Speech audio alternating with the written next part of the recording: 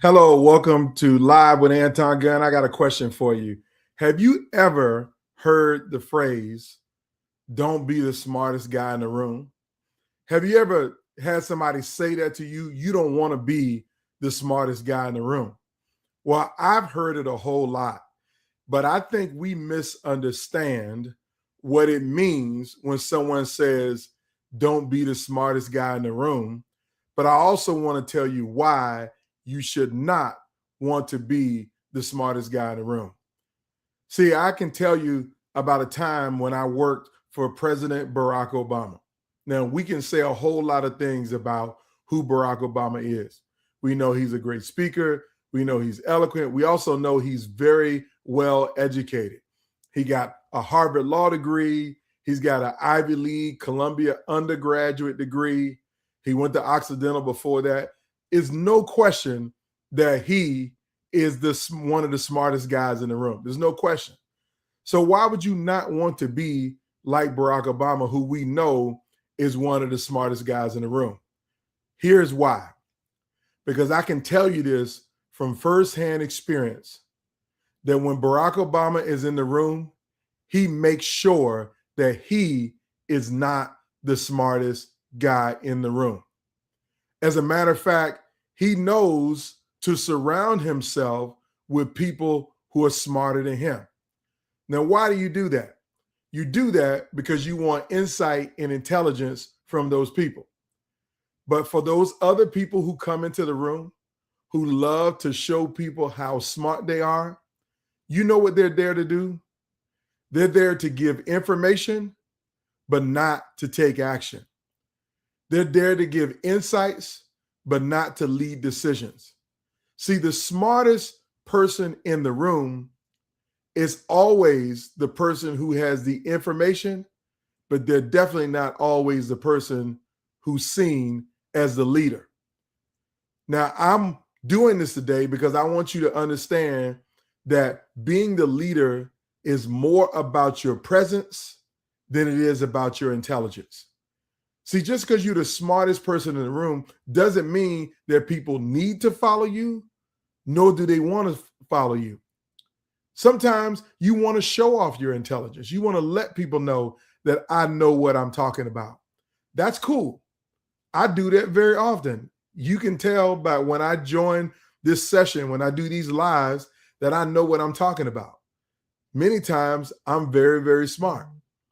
But when I get in the room, I don't want to show people that I'm the smartest person in the room. I don't need to show people that I'm the smartest person in the room, because I've clearly seen around the executive leadership table that your intelligence doesn't lead to impact. Your intelligence doesn't necessarily change outcomes. Showing people how smart you are doesn't make people want to follow you. So you got to figure out, how do you demonstrate executive presence over intelligence?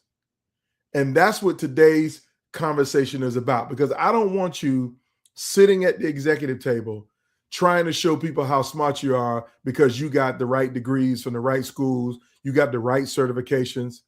And let me just unpack that point around certifications in schools. Listen, I know that we have to be twice as good to get half as far. I'm clear about that. So you had to go to the right schools. You had to get the right degree. You had to go back and get that certification. You had to go back and get that doctorate degree, that terminal degree. You had to prove to people that I am smart, that I am skilled in this informational area. I went to a school to learn this stuff. I got the credentials to prove it. I got the certification to prove it. I even do that with some things. Like I just recently, in the last year, got a certification in corporate governance. Those things have become prerequisites to get into the room. But it's not what keeps you in the room. And it's not what makes you a leader and decision maker in the room just because you got the credentials. The credentials is the prerequisite. But if you want to have an impact, if you want people to follow you, if you want to be a decision maker of consequence and impact, you got to understand your presence is more important than your intelligence. See, your answers show that you're smart. We all want to be seen as smart. Your answers show that you're smart, but they don't show that you're a leader at all. Because when you get to the executive table, trust is more important than your talent. Trust is more important than your talent. See, talent means you got the credentials, the degrees, the experience, all those things are important. But at the executive table, at the executive committee level, it's about trust. So have you built trust with the leaders around your table? Do you know what that looks like to build trust with the people around your table? I think most of us don't. We don't know what it takes to build trust. So I'm going to talk to you about that in this conversation. And the first thing I'm going to tell you is that you have to have a CEO mindset. I'm going to say it again. You have to have a CEO mindset. And you probably thinking, Anton, I already got a CEO mindset. You know, I know what it takes to be a CEO. I'm ready for the big chair. Well, let me unpack it in this way. The CEO mindset is more about connection than it is about control. See, sometimes we think the CEO's mindset is, I got the big chair. I'm in command. I'm in control. I'm in charge. I'm the big boss. I tell people what to do. I tell people and they should follow me because I know more than everybody else. That's how I became the CEO. Well, honestly, I'm going to be honest with you. I don't know a single CEO other than the ones who started the company. Like if you're a startup, if you're a Steve Jobs or a Bill Gates who started a company and you become the CEO, yeah, I understand you might have more knowledge about your product because you created the company than everybody else. But you don't work in a startup. You work in a well-established organization, in a well-established industry that had 10 CEOs before you got to the executive table. And so now that you're at the executive table, you want to be the CEO. And you think that your intelligence is enough to get you to that position. It's not. See, being the CEO is not about control. It's about connection. It's about how do you connect with the people on your team in an empathetic, authentic, transparent way that people trust you. Again, I said it's about your trust and not your talent.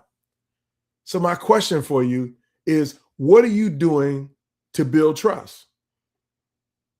Type it in the comment. Tell me, what do you do right now to build trust at your leadership level?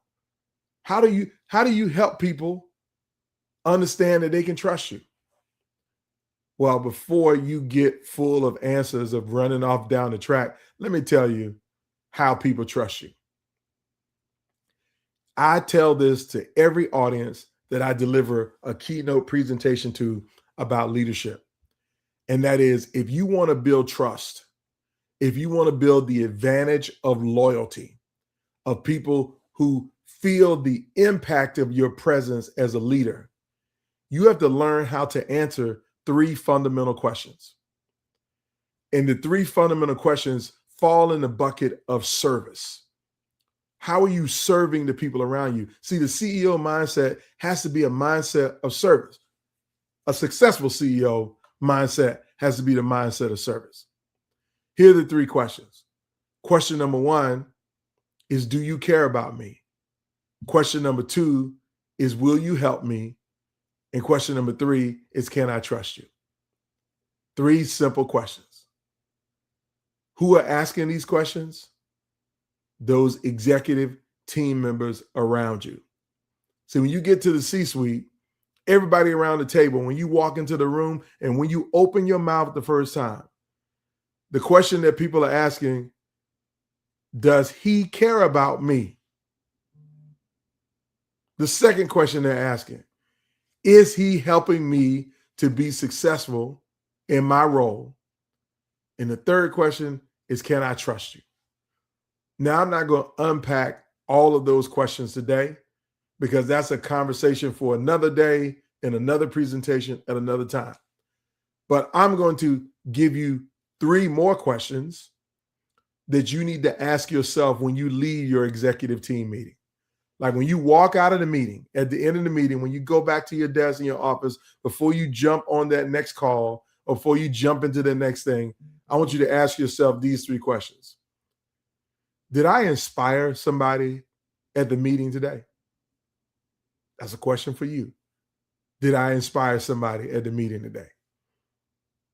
Number 2, who did I serve in the meeting today? Who did I serve in the meeting today? And the third question is, did I build trust on the executive team? See, if you are the smartest person in the room who has the most intelligence, when you come into the room, you start giving directives. You start telling people what to do. That's not inspirational.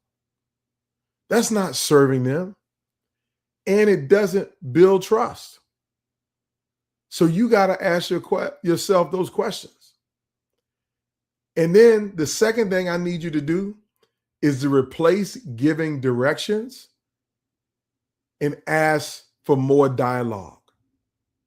Like you got to learn how to ask great questions. Like literally when I say ask great questions, when you're at an executive team level and somebody starts talking about something, I know you're going to feel the unction and the motivation to immediately push back or immediately to tell them what the answer is because you got the intelligence around the situation. You have a line of sight, a vision, a perspective about it. So you want to tell them what the answer is when somebody else is talking. But I'm going to challenge you is to not give a directive and create the space for dialogue. So how do you create the space for dialogue? I'm going to give you one good question. When they finish speaking about what they're doing, the question that you could ask is, what do you think success looks like here? Like when it comes to this challenge, this problem, this thing, or whatever y'all focus on, ask them the question, what do you think success looks like here? And then shut up. Let them talk. Let them share what they think success looks like. That's a standard question that I would ask all the time to any team, whether it's a team who you're peers with or the team that you report to. Even ask that question to the CEO. What does success look like here? Because the reason why you want to ask that question is because you want them to paint you a detailed picture of how they see the world. And then your job is to take that vision and what they see as success and operationalize it. That has to be your focus. So replace giving directives with good dialogue. You got to give good dialogue. That's the second thing I want you to do is first, I want you to have a CEO mindset and recognize that connection is more than control. The second thing that I want you to do is replace giving directives with dialogue. Ask what success looks like here. What does success look like on this project? What does success look like? How do we get to success in this meeting? Ask that great question.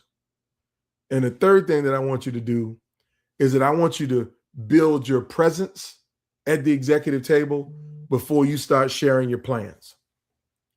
Now, when I say before you start sharing your plans, here's what I want you to understand.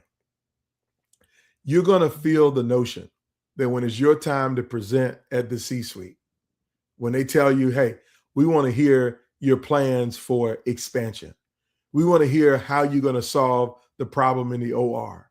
We want to hear how you plan to solve the problem in student affairs. Like whatever, I don't know what your organization is or what industry it is. It doesn't really matter the industry. At some point, when you get to the executive table, somebody's going to ask you to share how do you plan to solve the problem. So when you prepare that presentation, I'm going to show you how you build presence with your presentation before you push your plans, before you put your plans on the table for everybody to poke holes in it or to kick holes in it. Here are the three things that you need to think about. Everything works better in threes for me. I don't know why, but they do. So here's what I want you to understand. I want you to understand before you give them the how, that's what your plan is.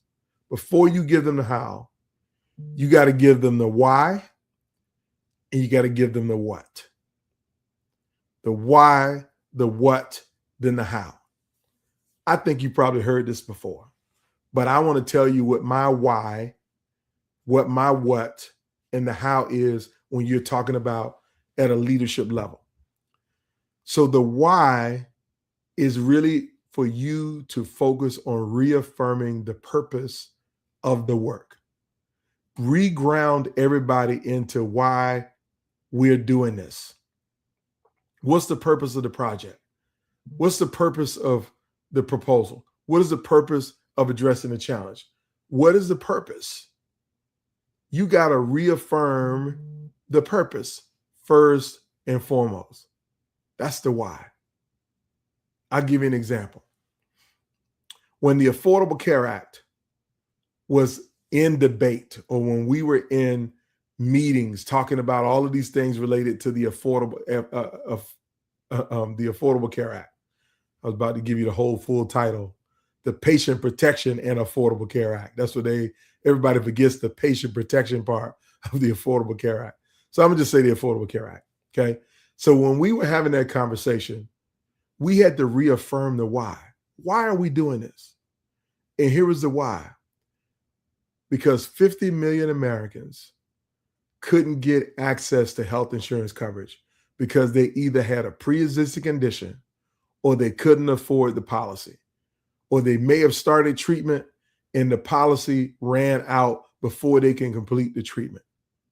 Let's reaffirm that our point is to focus on the people who fall into those buckets. That is the why. Reaffirm the why.